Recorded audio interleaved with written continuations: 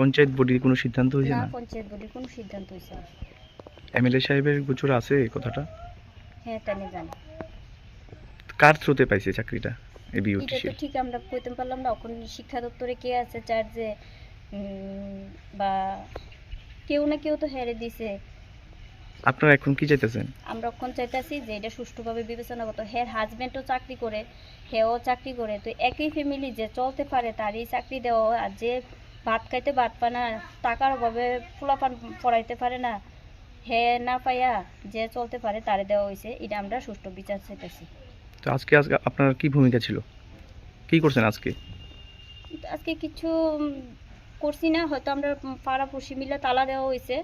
আমরা এটা সুষ্ঠু বিচার লাগবো, কে দিল কি আসল বিষয়। আজকে কেন তালা দিতে চাইছেন? আজকে কেন? আজকে হেড জয়েনিং আসলো, তার লিগে তালা দিছি। এই সুষ্ঠু বিচার করতে হইব, কেমনে দিল পঞ্চায়েত জানে না।